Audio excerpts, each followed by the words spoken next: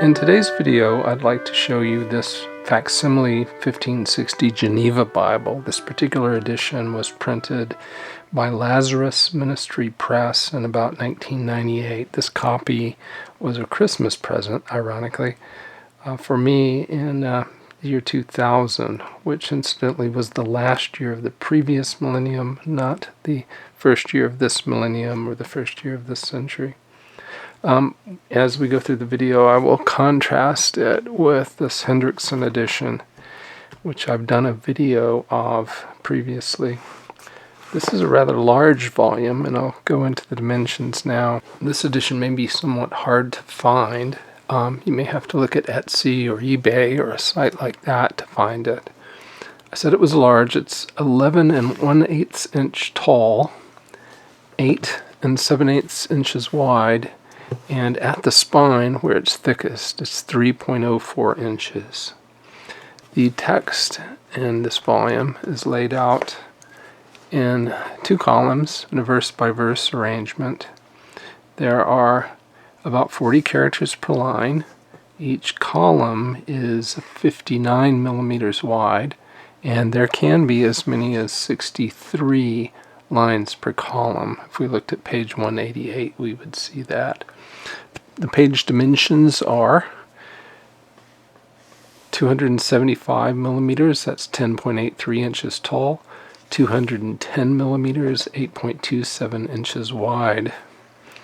The margins at the top of the page are 20 to 23 millimeters. The inner margin can be as much as 25 millimeters. The outer, from the edge of the text column to the edge of the paper, are 16 to 20 millimeters, and the bottom is rather narrow. It's about 8 to 15 millimeters. You will find book titles at the center top of the left-hand page. So here we are at Esther. Page contents are at the center of the right page, but in the New Testament only. So let's move over there. And you see we're in the Gospel of Luke, and there you see chapter 1 is listed there. Sheet numbers are on the outside of the right page, so we don't actually have page numbers here. We have sheet numbers, so the number of pages is twice the number of sheets. Chapters are divided by the word chapter, abbreviation for chapter, and then a Roman numeral. So this is Luke chapter 3. There are page top headings. So this particular one is Testimonies of Christ on the left and John's preaching on the right. Page top headings are in about an 18-point font. There's side column references. Those are in a font about 9-point, and they're italic and indicated by an asterisk in the text. So I'll show you one of those. So here we have in the text at Luke 2:34, we have an asterisk before fall and rising again. And the references in the side column in italics are Isaiah 8:14, Romans 9:32, and 1 Peter 2:8. There are also side column notes, and they're indicated by a raised letter, such as the K here, Holy Ghost was upon him. The K indicates the note that says the spirit of prophecy. Or you sometimes see quotation marks, as here, and he came by the motion of the Spirit. The quotation marks give you Greek and the Spirit. And as you can see, books of the Bible do not begin on a fresh page. Here's the end of Mark and the beginning of Luke. There are book introductions sometimes. There are none for the apocryphal books. There's one here for Matthew, but none for Luke, Mark, Luke, or John. The introductions, when they occur, are in about a 9-point italic font. So here is the book introduction for Acts. Acts, of course, starts the midway in the page, right after John's Gospel ends. You may have noticed that the words of Christ, these words of Christ through here, they are all in black font, which is the way I prefer them. Text here is not self-pronouncing, although accents marks are sometimes present, so you don't see any indicating symbols here how to pronounce Magdalene. In the Old Testament, we see Lord as uppercase L, lowercase O-R-D, unlike the more modern convention where Yahweh is L-O-R-D, all in small caps. So you see, O Lord, the Lord God, the fire of the Lord fell, and so forth. The text here is not line matched, but the paper is very thick, as you will see, so it really isn't necessary. There is almost no show-through, almost no ghosting. The font in the text is an older Roman font, which uses the long S. So you see the S there in trust, looks like an F. You occasionally see a Y for the old thorn, which makes a TH sound. Ye that fear the Lord, love him. Uppercase letters are about 10.5 points compared to Times New Roman. Lowercase are close to 10 point. Line height is about 3.8 millimeters or 10.8 points. Print non-uniformity is common but moderate, and I will show you that. So here are Old Testament sheets, 308 on the right, 307 on the left, and you can see how much darker 308 is than 307. The sheet thickness of the paper is about 105.6 millimeters. I estimate the paper weight at 96.5 grams per square meter. That's called GSM, normally is how it's referred to. It's a matte surface, so there's very little reflectivity to it. It's light cream in color. There's show-through, but it's not distracting, and I'll show you that by looking at the New Testament title page. So here's the illustration on the New Testament title page. The Lord shall fight for you. And we will cover that over with the last page of the section called Apocrypha. And that is how much you can still see. So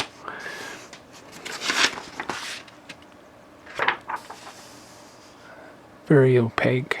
Now we're looking at the back of the book, and as you would expect in a 16th century English Bible, there aren't a lot of helps, not a lot of detail here to assist you in understanding the Bible, but you do have a table of the interpretation of proper names. It's 7 pages in about a 10-point font.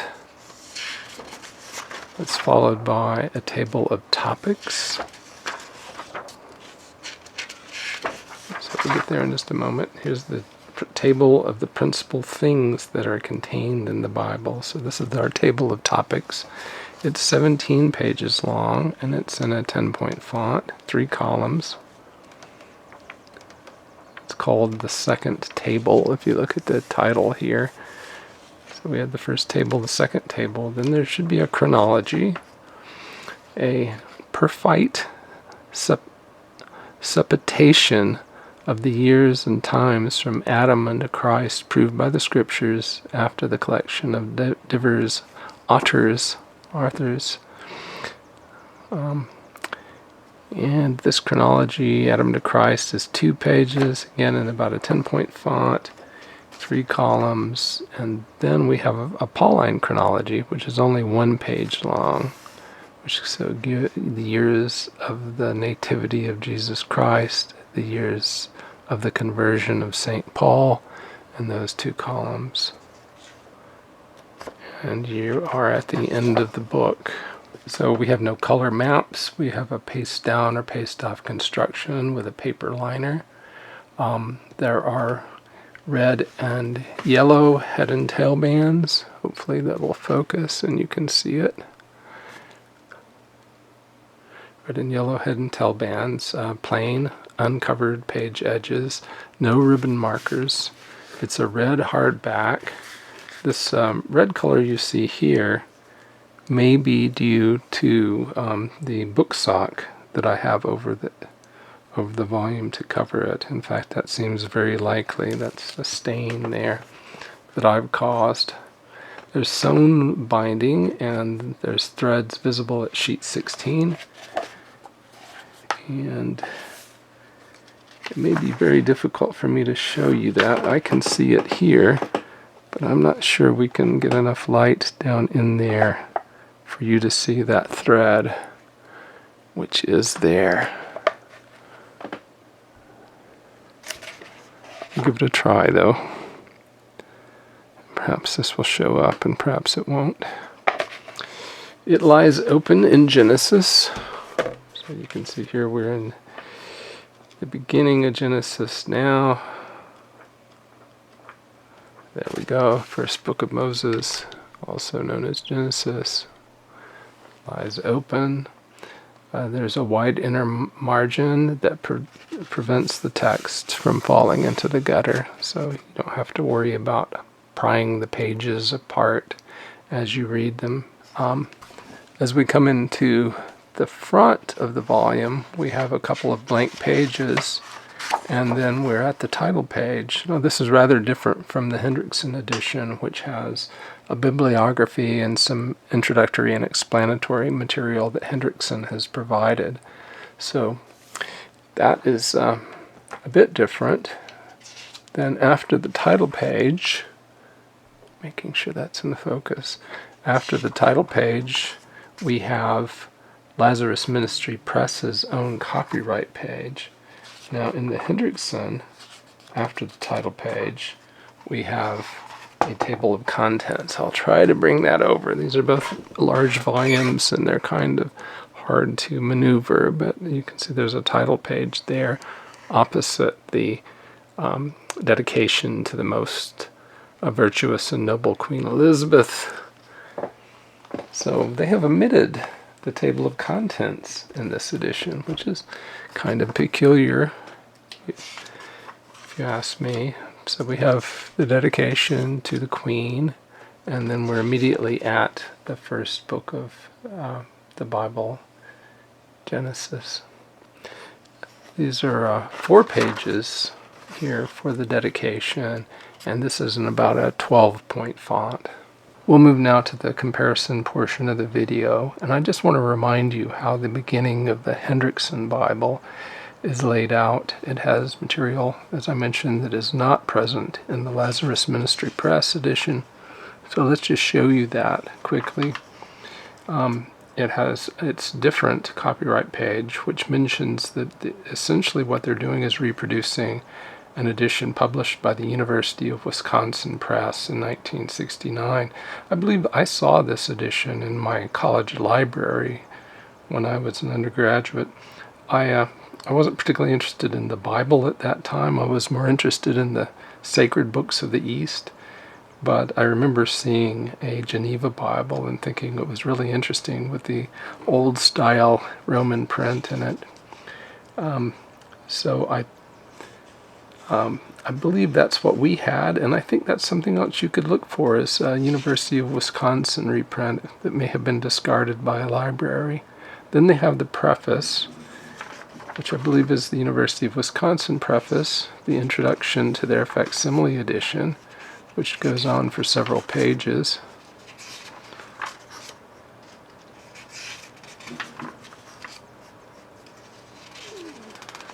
Maybe this is crisp enough so that on your monitor you could actually read this if you like. It has very good information in it, and it's quite lengthy and scholarly.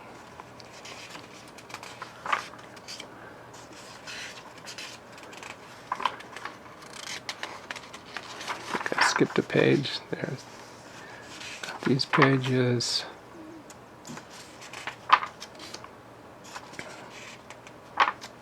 Alright, and so here are the sheet numbers and the bibliography. So you can learn more about the Geneva Bible if you like. So this is all in the Hendrickson edition, which this particular leather copy, I know the last time I looked was out of print. It may be possible still to buy this Bible in hardback, new. And at some point I trust that Hendrickson is going to come out with a republication of it.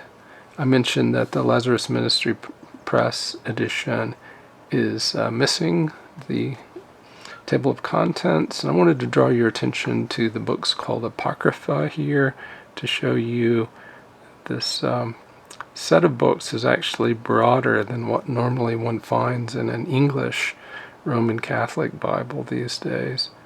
I have a chart that illustrates that. So now I have the Lazarus Ministry Press edition on a stand, and I'm showing the back of the book. The contents in the back are essentially the same, but this Hendrickson edition is printed more lightly in a smaller font. The one on the right, Lazarus Ministry Press, is about 10 points. That on the left, the Hendrickson facsimile based on the University of Wisconsin book, is about a 9-point font. And you should be able to see that the Lazarus Ministry Press not only is larger, but it's also darker. But again, the material in the back is the same. You don't lose anything by getting the Lazarus Ministry Press edition here. Here is an example of the way the illustrations appear in the two editions, larger and darker in Lazarus, lighter, smaller, and Hendrickson. Here's another example. This is from sheet 60. Lazarus is on the left now, and you can see it's quite a lot darker, and the lines are so much thicker that you probably lose a bit of detail on the left compared to the illustration on the right. In terms of readability, the darker, larger print helps in places. Here's an example, sheet 161, and the Hendrickson edition is quite faint. Still readable, but faint here compared to the much darker, larger font on the right. Now here's an interesting difference. In the Lazarus edition, Ezekiel is followed immediately by Daniel.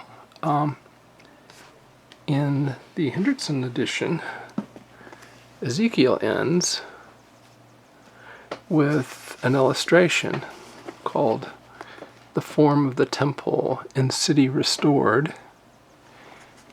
And then there's a blank page, and then Daniel begins. So that is rather different. I don't know if you can tell here, it strikes my eye that this paper is quite a lot whiter than the cream-colored paper in the Lazarus Press edition, which I do prefer. Do prefer the darker print, larger print, and the cream-colored paper there. But it is a shame that they are missing material like this. Perhaps the difference is in the original. In those days, all the editions were not identical. The books called Apocrypha are not simply in the table of contents, but they're also actually present in the Bible. Sometimes you'll find that they are listed in the table of contents, but were not printed. But in both of these editions, they appear beginning on sheet 386. Now here's another difference. In this larger Lazarus Ministry Press edition, you have the title page for the New Testament, followed by a blank page, and then you are in Matthew with the argument to Matthew here. In the smaller Hendrickson edition, you have the same New Testament title page, followed by a blank page. Then you have the description of the Holy Land containing the places mentioned in the 4 evangelists, with other places about the sea coasts. And they have a list of those there. And then on the following page, there is a map. I have not found this map in the Lazarus Ministry Press edition. Here's another example of where the Lazarus Ministry Press edition is much darker and easier to read than the Hendrickson edition. This is sheet 71. Well, I hope you've enjoyed this brief review of this rather large facsimile edition of the 1560 Geneva Bible and the comparisons with the Hendrickson edition. Thanks very much for watching, and I hope you've found it useful. I want to thank all of those of you who've patiently waited for me to get back in the business of reviewing Bibles. I hope to be able to do that again very soon. This may be the beginning of a new series of Bible review videos. Remember to like the video, subscribe if you feel so inclined, and comment below. Thanks very much for watching.